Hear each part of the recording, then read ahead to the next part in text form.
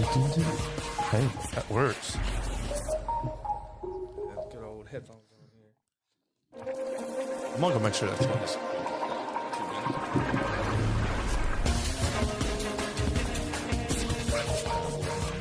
Check again.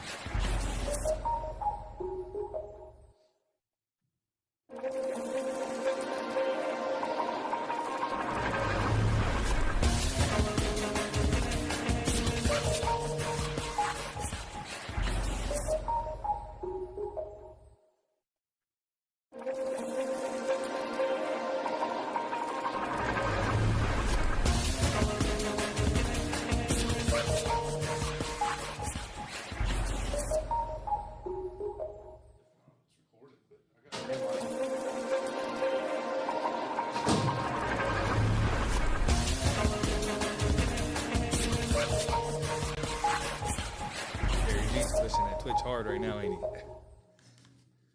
I've had it. I just never put. I mean, I put like after 2 beers to it and stuff. Yeah. But I never really. I haven't got on it much. It's a really good streaming platform.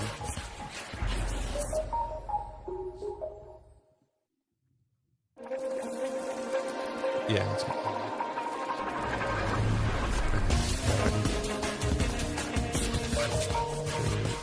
You share it. It's on you. No, it's on Kevin's show.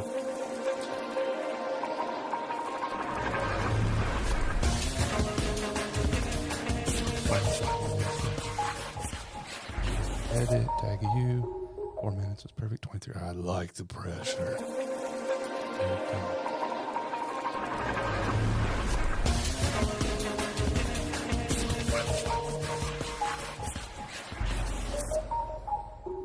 Seconds, it's gonna disappear. So look at that. Takes it right on time. Boom. There it is. And we're live. It worked. Yeah, absolutely. We're live. And as soon as I tagged you in it, the countdown ended. But welcome to Life Unscripted. I love it. Totally off the rails, which is life. And speaking of life, we have Derek Tiemann here. He's a real estate agent at Fathom Realty, your expert real estate team here in Richmond. And today he's going to share some insight, his opinions, some market outlooks. Recent headlines was the NAR settlement. I said that right? Yeah. I already forget what NAR stands for. So National Association of Realtors. All right. So he's going to explain to us what's going on with that and how it might impact first-time buyers, sellers, vets, sellers. Yeah. Really the big point, man, is get straight through all the misconceptions, straight to the point. What's facts? What's not facts? Right. What's being, you could say, made up or just kind of overly projected? Because at the end of the day, there's a lot of... come summer when everything really goes into effect and the changes that they make, it's all going to be decided then. What happens is going to be what the agents take and where we kind of go with it. So really nobody knows exactly what's happened. We just know the facts that we have. And those are super simple. There's 2 big changes coming. Change 1 is as of now, as agents, if I list a house, I sit down with the seller. In Indiana, we've always done things very ethical and kind of opposite to some states seem to have done it due to some of the things you see in some of these settlement statements and getting some of these settlements to the point that they were. But we sit down with the seller. If you was listing your house today, I'd sit down with you. Part of this listing contract is going to specify what my commission is that I'm charging you to list your home. Okay. So I'm like, hey, I'm charging you 6%. That's my fee that I decide. That's what I'm going to do. And then in there also specifies I'm splitting part of my commission with a buyer if they bring an agent to the table or if they bring a client to the table. Okay. So I work that out with you at the table. So you know that I'm getting paid 6% and I'm splitting that in with the buyer if another agent brings a buyer. So that's how we've done things. Come summer, we're no longer going to be able to disclose if we're paying anything to the buyer side. So that's the big thing that I think a lot of people are getting tied up on is what does that look like for sellers? Are they not going to have to pay this fee? Or are they not? But at the end of the day, I'm as a listing agent, still going to charge the same, and I would still intend to pay out the same, do things kind of business as usual. Okay. None of that changes. So let's back this train up. Yeah. What the hell is this? Yeah. How to get here? So a lot of people. So like what happened? What is the NAR Yeah. settlement? Yeah. So it all was rooted from some sellers in a lot of bigger areas. You look at New York, California, a lot of fast-paced, high-scale markets where they're selling multi-million-dollar homes. Their contracts look a lot different than ours. A lot of these areas weren't disclosing that there was even some of the commission going to a buyer's agent. They was just listing their house, fast-paced, paying large percentages from, again, 6% $1 million deals. That's a lot of money. And they didn't even know that it was going to pay this other side of the transaction. So some lawyers formatted a lawsuit against the association, forcing change. What I find kind of ironic is, judging by the changes that they're putting in place, the seller really sees very little impact. It really impacts a buyer more than the seller, because like kind of we was talking a little bit before, if you come to list your house, I let's say it cut commission in half, 3%, you get to sell your house. Well, what do you got to do once you sell your house? You got to buy a house. Right. You're still going to pay that another 3% to your agent on the buy side, because a buyer's agent, we're not going to work for free. Everybody's going to still need paid. It's just a matter of how much it's going to be, and more or less who that money comes from. So if the seller wasn't paying it, refusing to pay it, that was always okay. But then that buyer would have had to be the one to pick up the slack and pay that fee. So as a seller who started this settlement, they're really not really seeing much impact on the scale of things, because they're still going to be paying a 6% if it's 3 and 3, right, on both sides. So where does there's a whole uproar about this. Yeah. Where is that coming in? Because I talked to another realtor today, and he kind of explained all of this to me as well. And all of both of your opinions kind of go in the same ways, and what you think is going to happen, how it's going to impact it. But he was explaining some situations to me where it could get a little dicey with particular agents, and it might push away first-time buyers. Yeah. Or like you mentioned, so he said that right now the veterans loan, I guess it's a federal law that they can't do that. Yeah. So is this something that, I mean, and it hasn't completely passed yet, right? Right. Like so the court still has to sign off on it. There's still so many moving parts. Now, what the association has released is just two kind of minor changes. One, we can't disclose if there is a commission to be paid on our MLS, which is where all of his agents go to find properties to send to our clients to kind of communicate on the back end on what's going on and what comes with these properties. But then the second thing is and this is going to be the thing that I think buyers are going to see immediately changing, is every buyer will have to sign a buyer's agency agreement with the buyer's agent.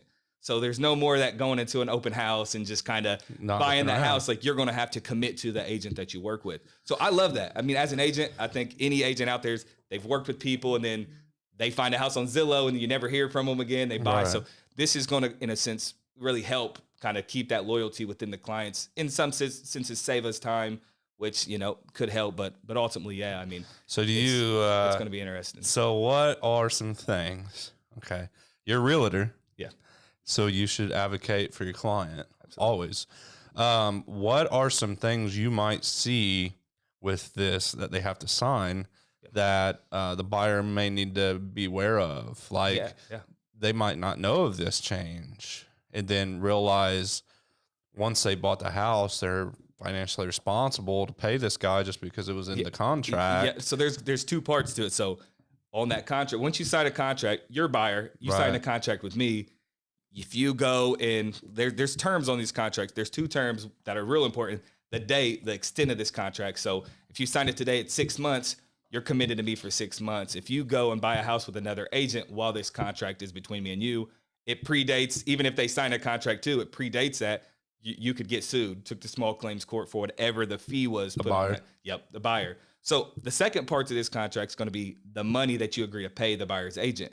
And this is going to be the tool to because at the end of the day, you're going to agree to pay X amount of commission to that buyer's agent. Mm-hmm. So as a buyer, if things do switch and let's say the seller doesn't want to pay that percentage of a commission, or they don't, in our case in Indiana, want the buyer's or the seller's agent to cover that commission, and they just want to reduce commission or something, that buyer is going to be responsible.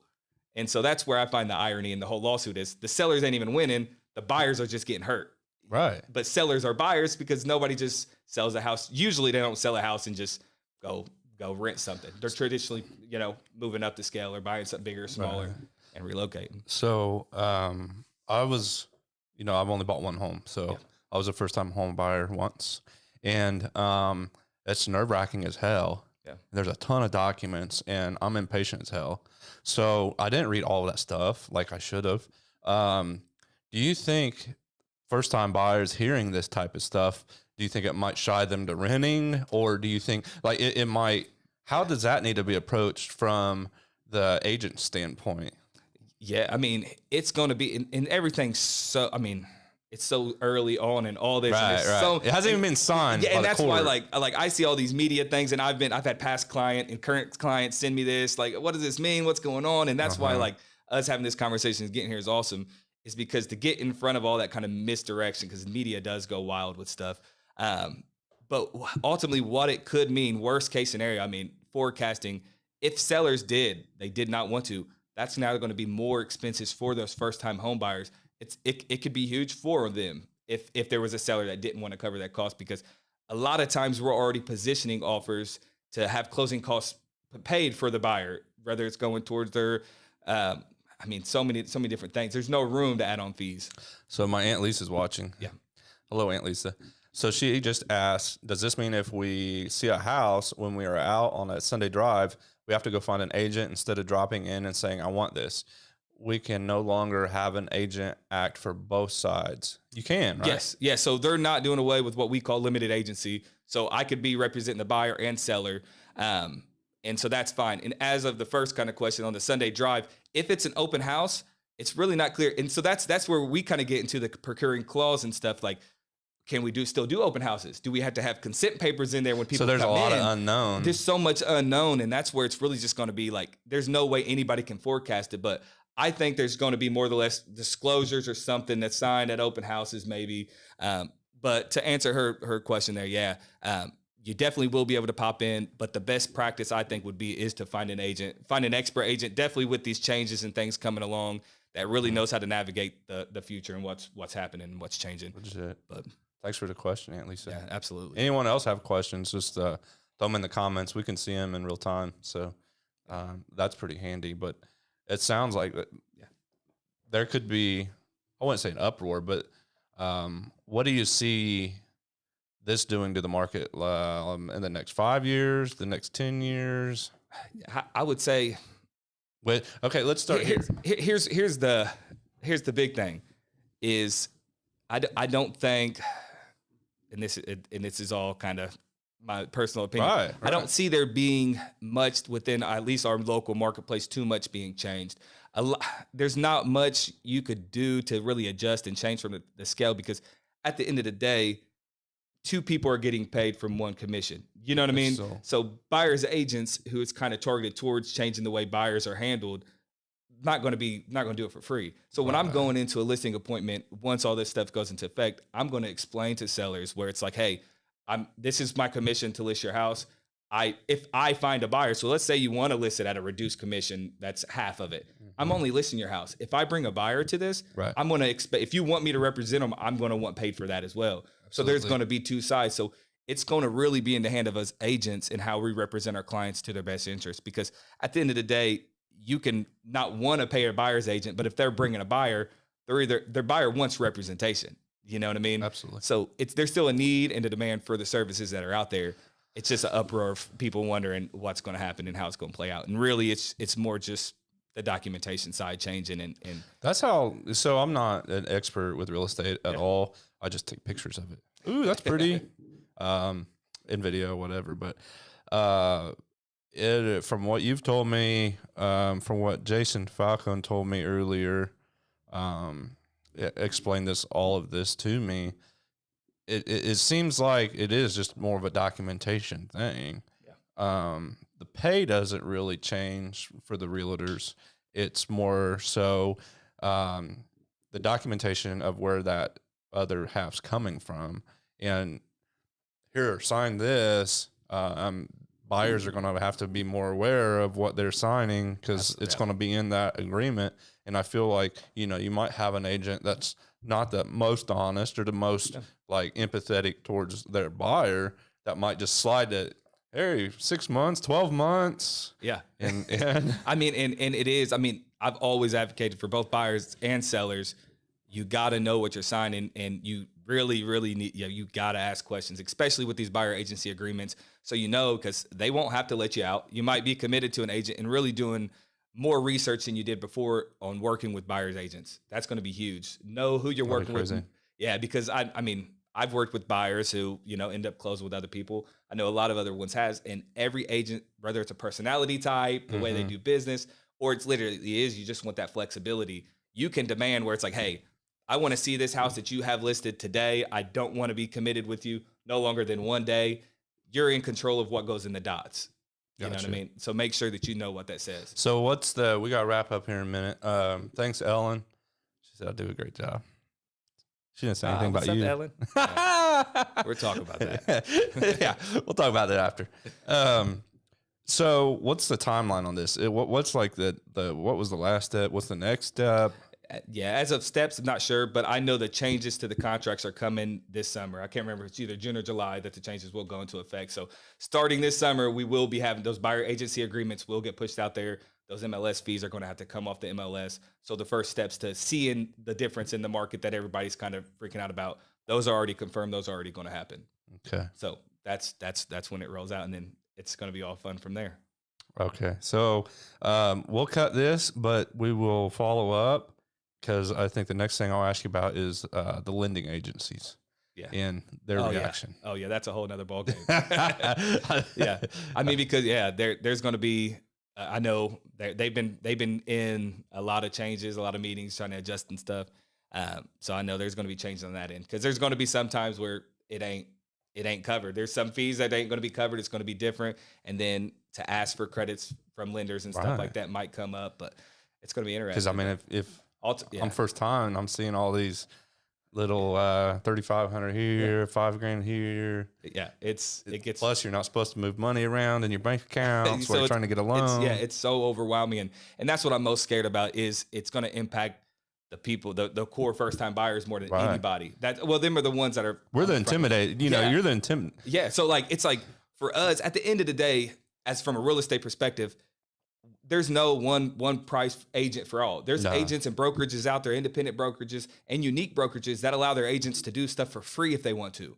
So it's not the question of, are we going to take less? We already decide the price that our service is worth. Right. So if it was going to be discounted, it would have naturally been discounted from those agents willing to do it cheaper. Absolutely. And there are options out there that you get less. It's just like anything. You know what I mean? So that's already. I feel like you get what you paid for. Exactly. So I've heard of some realtors saying, I'll just cut my commission and get more business. Well, at the end of the day, if you do that math, it's still the same amount. Yeah.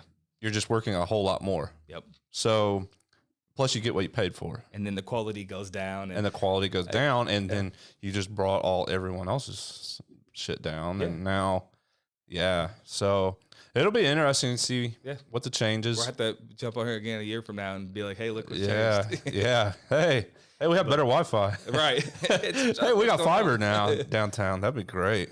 That's funny. I would love to have fiber up here. Yeah. But so far we're good with this. But Ellen followed up with you. There you go. Thanks, Ellen. Got you. So I actually have to go over there to stop this damn thing. But everyone, thanks for popping in. Life Unscripted. Talk to Derek about this NAR settlement. We'll follow up again and see where it's at here in a few months or whatnot. Stay on it, keep researching it, and then, as it progresses, we'll do this, and especially if the court signs off on it. Absolutely. And if anybody out there has questions about it, sees something, reach out to me. I'm always happy to talk about it. Cool. Whether it's an agent, because I know a lot of agents don't got the resources or ain't talking to the right people, so they might have questions. So, and if any agents want to come up here and talk, do a roundtable right here with you and everything else. We'll live stream it and drop questions, and that'd be cool. That'd be fun. That'd be real cool. So, all right, out.